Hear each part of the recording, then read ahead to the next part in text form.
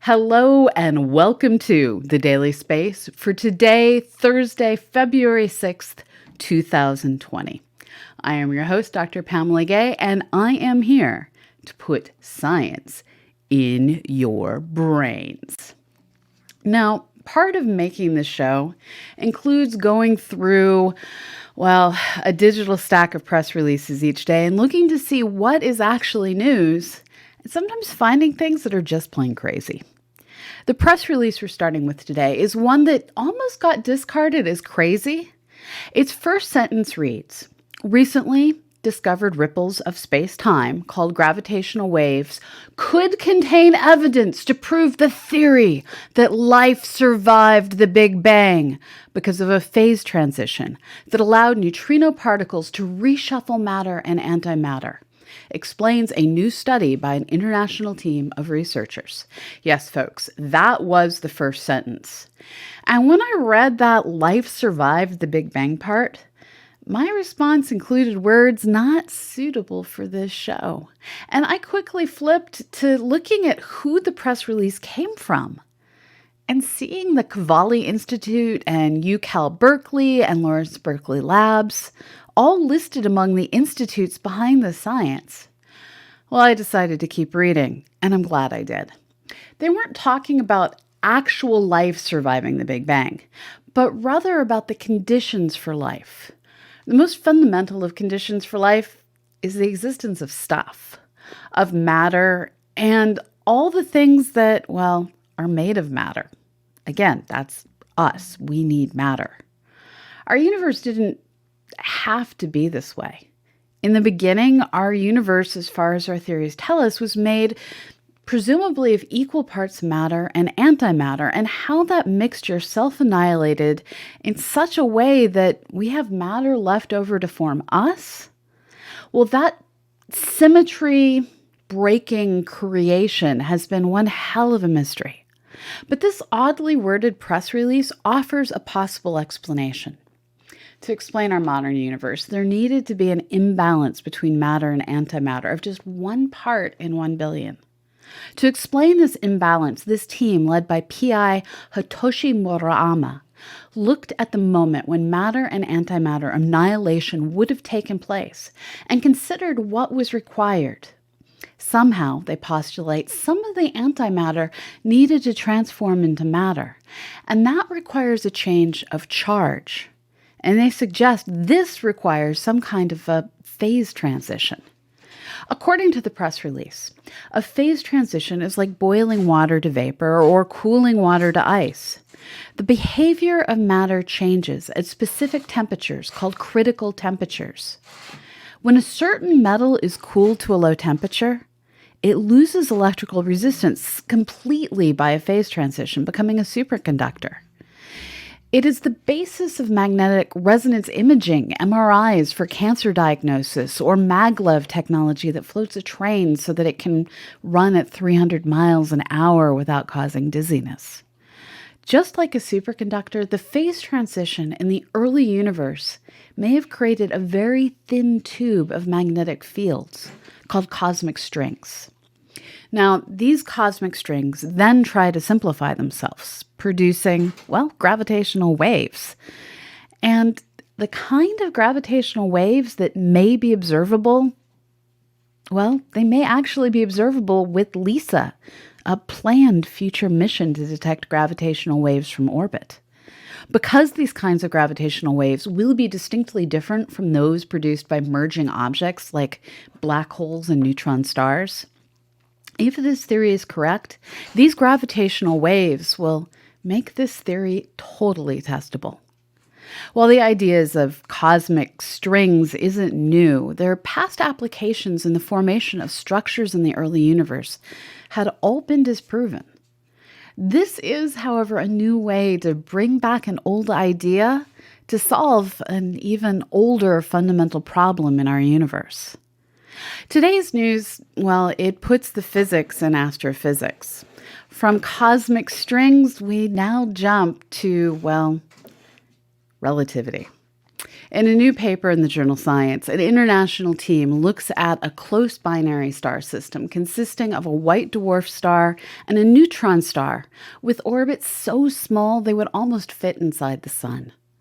These stars didn't form together, but found each other, with the white dwarf actually being the elder star. The progenitor to that neutron star shed mass and went supernova after the white dwarf had already settled into its degenerate ways. And as that shed material showered onto the white dwarf, it transferred angular momentum to this Earth-sized, sun-massed star, causing it to spin faster and faster. Normally, we wouldn't be able to measure this distant star's rotation, but thanks to the relativistic effect of frame dragging, the spinning white dwarf wraps up the space-time around it and causes the neutron star's orbit to slowly precess. Since this star pair was discovered in 1999, the pulsar's path has altered by 150 kilometers, and this corresponds to the effects of a white dwarf star that is rotating every 100 seconds. Again, this is an object the size of the Earth, and it's able to complete a rotation in less than 2 minutes. What is happening here is the rotation of the white dwarf is carrying with it the space-time around the star. And over time, it will force the alignment of the spin axis of both systems to line up. But for now, all we observe is a change in orbital alignments. This kind of science requires amazing abilities to recall diverse areas of research and see how different observations and concepts can be combined to understand unusual situations. This happens through conversations, breakthroughs in the shower, and all sorts of other very weird and very human ways to come up with new ideas. With such a vast amount of universe to study, though, and not such a vast pool of astronomers to study it, some computer scientists are now working to develop artificial intelligence tools to predict the structure of the universe. Running on the Atreyu and Atreyu 2 astrophysical supercomputers, this dark emulator code is able to take in survey data of the universe at various epochs and make predictions about what features should be in the new data sets and how dark matter must be distributed at different points in the universe's history. This software is still in its early days, but its machine learning tools will make it possible to quickly analyze observational data and test what cosmological parameters can match our universe. For now, it's early results, and we look forward to seeing what this code and its supercomputers can do, well, in the future, and especially once the Large Synoptic Survey Telescope turns on. But for now, that rounds out our show for today. Thank you all for listening. The Daily Space is written by me, Dr. Pamela Gay, and it's produced by Susie Murph and is a product of the Planetary Science Institute, a 501c3 nonprofit dedicated to the exploration of our solar system and beyond. We are here thanks to you. We are an entirely audience-supported podcast. If you would like to help us continue doing the things we do, please consider joining us on patreon.com/CosmoQuestX. And your subs and bits right here on twitch.tv, well, they make all the difference in the world. So thank you for making us possible. And if you're looking for some non-financial way to help us out, well, write us a review on Spotify, on iTunes, or wherever you can find podcasts, because this show isn't just a Twitch series. It's also a podcast. So I'm now going to hang out. I'm going to answer your questions. Just please, when you type them in, use that purple circle with a purple star in the center so I can find them. All right, here we go. I'm actually going to do things differently today. I'm going to start at the bottom and scroll up. CosmoQuest, note for the podcast, the LSST changed its name. Oh, thank you, Bad Panda Bear. I haven't quite got that into my head.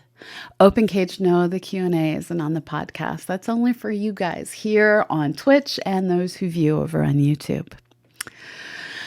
Thank you, Bad Panda Bear. Takes me time. I'm not going to tell you how many years it took me to get into my head that Leningrad is now St. Petersburg. Scrolling.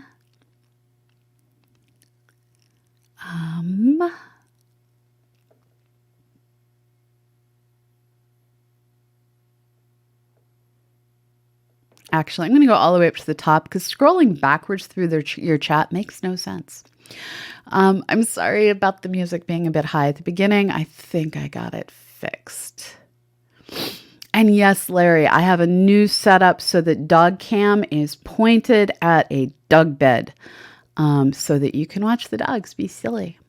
And it looks a little bit better than the cement floor down here. Yes, there are triple woofers down here today. Currently all asleep. Scrolling. There is a new Arhamphoranakas. You have a fascinating name I can make no sense of, and I'm not even sure where the syllable breaks are. Kudos for the confusing username. You get points for that. I'd love to know what it means. Scrolling.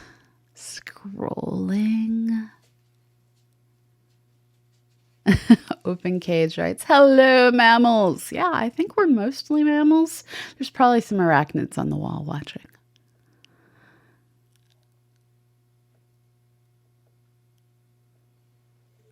Scrolling. I'm continuing to be very, very careful about the spilled coffee on my desk.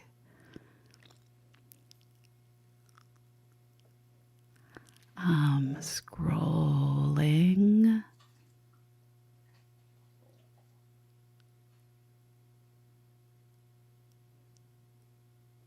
Okay, I'm trying to figure out why Larry Weird said open skull.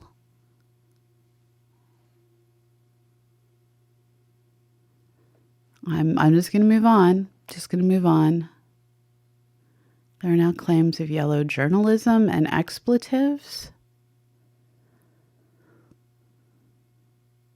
Oh, you're declaring war on the clickbait. Okay, now I understand. Yes, that first story on Cosmic Strings was very clickbaity in its first sentence. It did completely confuse me. So Bad Panda Bear asks, are these cosmic strings different from string theory? Yes. String theory is a way of understanding particles as existing across multiple dimensions, such that the aspects we see are just parts of the string. So for instance, when an electron does a spin flip, what we're actually doing is seeing one end of the string and then seeing the other end of the string. At least that's how I was taught to visualize it. So string theory is a way of describing particles. Cosmic strings are a manifestation of a magnetic field through space. Larry asks if these new theories get rid of inflation. Not yet. We're still stuck with inflation. I'm hoping it will go away. So Roz Luther asks, can you explain to those of us who do not know the difference between theory and scientific theory? I've met people who get confused on the definition of the word theory in scientific jargon and terminology. Oh my goodness. So human beings are really inconsistent in our use of language. And so we have the theory of gravity, which is like known, proven, no dispute, good, capital T theory. In this case, theory just means explanation, the explanation of gravity. But we also have lowercase t theory. These are the ideas bandied about in the literature of people trying to come up with ways to explain the universe we see. And the lowercase t theories may or may not be right. They're still waiting to be proven. They may seem to be proven, but there's more than one possible explanation, more than one possible theory. So it turns out the word theory can apply to something that's totally proven. It's that capital T theory. Or it can apply to an idea that might not be right. Lowercase t theory. Basically, theory is just an explanation, and some explanations are proven, and some explanations seem to fit what we see, but they may not be the only thing that fits. And we may get more data and find out that we're wrong, or our theory is watered down and needs more details. There's lots of different things that we can learn along the way. I don't know if that helped. I kind of hate the way we use the word theory. I'm sorry, Arnstro. I don't mean to be throwing twists at you. So Open Cage 5, there are lots of teachers who try and inflict on young minds specific definitions of scientific theory and principle and hypothesis. Astronomers, I don't think I've ever encountered the word hypothesis outside of a K through 12 classroom or an educational laboratory environment. We just use the word theory for everything.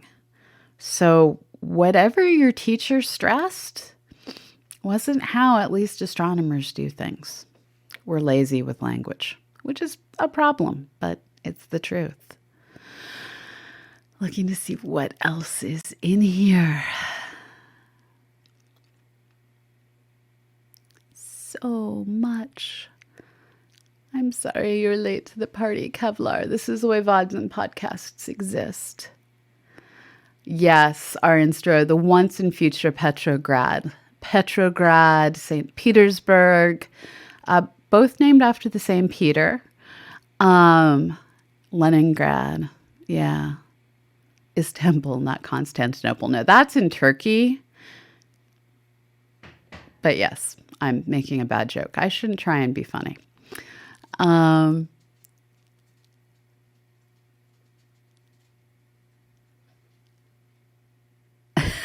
Zorax makes a great joke that I'm not sure will work as well said out loud.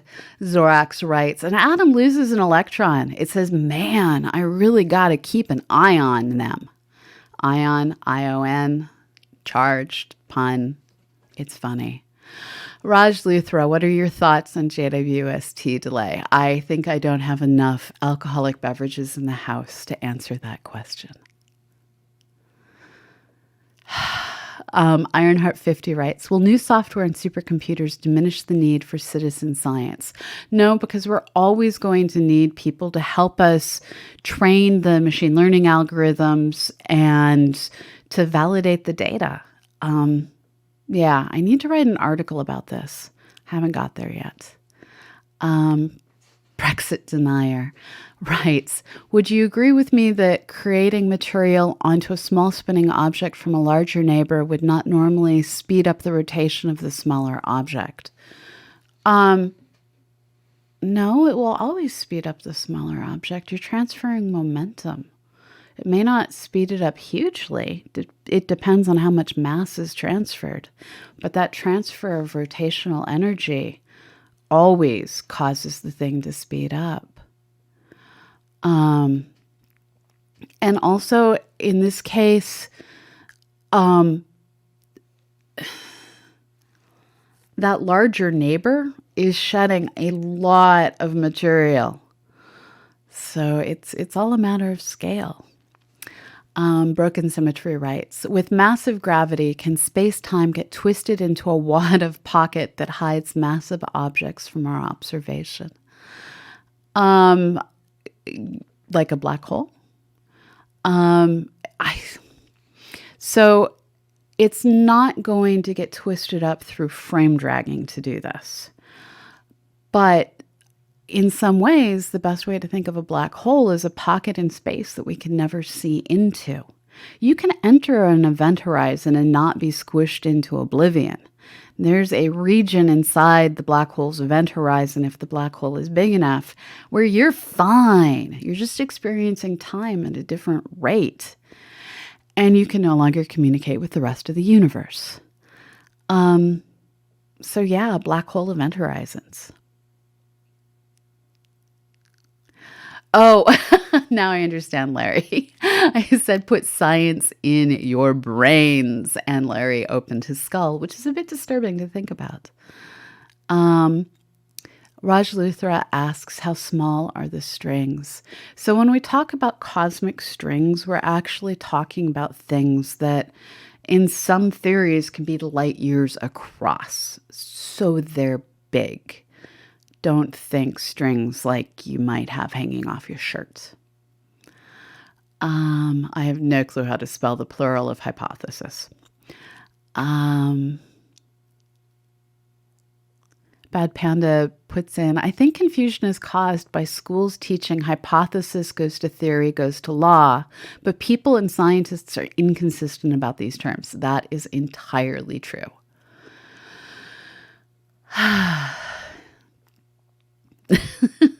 Okay, the chat is just all the puns today. Broken Symmetry went on to write, we need cosmic brass and cosmic percussion to get a symphony going with those cosmic strings.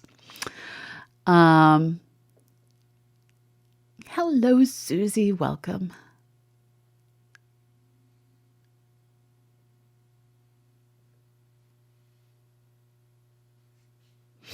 Limp Rimble, send me a link to that because I have no idea what the Antikythera mechanism is. Could be interesting.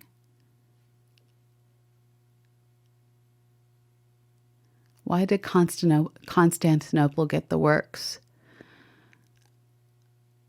Because it was nobody's city. I have no idea. I don't remember the lyrics. I can just, like, in my head, see Steve Martin doing it. Sadly, my mind is more visual than word-related. It's nobody's business but the Turks. That's the lyrics I forgot. Thank you. Thank you.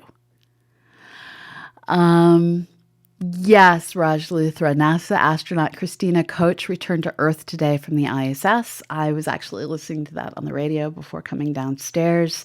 She is now the woman to have had the longest duration in space at over 300 days. I don't remember the exact number. And she returned to the Earth with an Italian astronaut and another individual who I'm guessing was Russian. And she was spent the second longest amount of time in space of anyone. So Larry asks, was the transfer of angular momentum that led the first exoplanet discovery around a fracking neutron star? It wasn't the transfer of angular momentum so much as the gravitational pull to and fro that constantly changed the timing of the pulses. This was actually a discovery that came out my senior year in high school. I was working at Haystack Observatory, and my advisor came running into the printer closet where my computer was and explained this to me, where there is a pulsar, and we can very, very precisely measure the timing of this. And in fact, pulsars in some cases are less glitchy than atomic clocks. And the timing on this particular pulsar kept expanding and contracting in a way that could be fit with a curve. And the only way to explain that was the pulsar was going back and forth, and that slight change in its distance between it and us, well, the best way to explain that slight change in distance that led to that slight change in when the pulsars arrived at Earth was for small rocky things to be orbiting around this pulsar and the mutual gravity tugging that neutron star out of place. So yeah, in this case, it was just gravity. Haven't read about the landing yet. Hope she's okay. I will need to go read about that. Can somebody copy that YouTube link into Discord for me? Because the chat goes away. Oh, Brexit denier, you changed your name. How are you and Nightbot going to continue your relationship of love and glory? Nightbot will never find you again.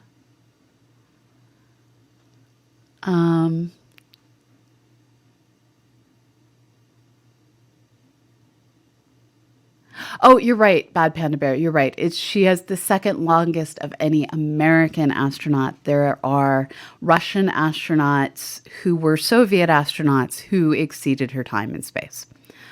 So yeah, I think that brings me to the end of this episode, and it is probably time for me to go record the podcast because I'm running late today and I normally do that beforehand. But I'm glad I didn't because, well, I need to update the name on LSST to the Vera Rubin Observatory. So, thank you, Kerbal. And thank you for the join, Giovanni. So, thank you all for being here, and thank you for supporting us. This is a production of the Planetary Science Institute, and we are brought to you by you. The Planetary Science Institute is a 501c3 nonprofit dedicated to exploring our solar system and beyond. And I have not yet seen the new Picard. Oh, okay.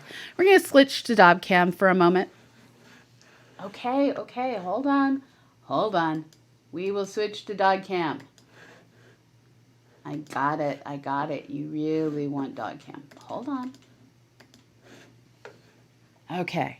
Dogcam coming and treats shall be thrown. No. Eddie, go over there.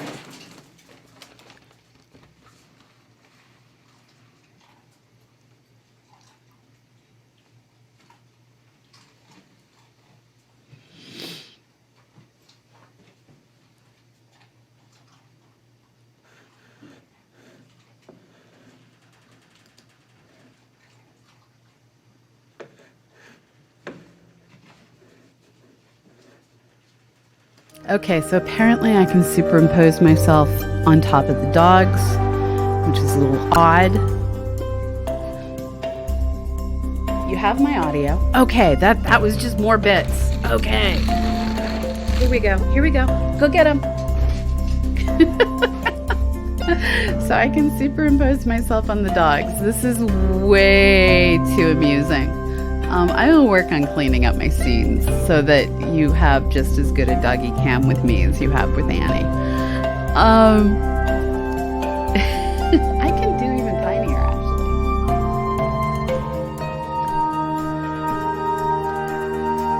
actually. There, now you have tiny me.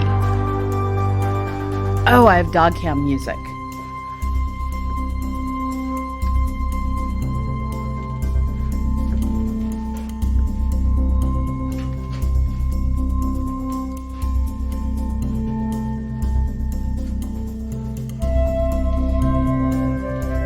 I have no idea how to get rid of dog cam music, so I'm going to switch back to me. Hold on. Chat.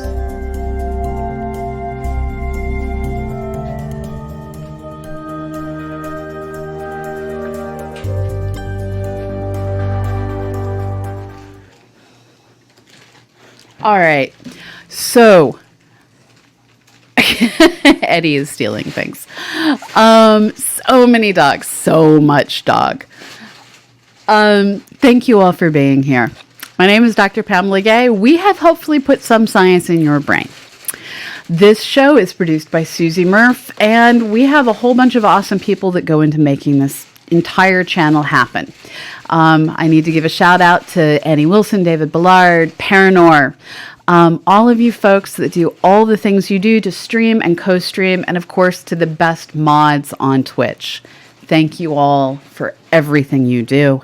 And thank you to all of you who donate to us via patreon.com/CosmoQuestX and support us with your subs and your bits right here on twitch.tv.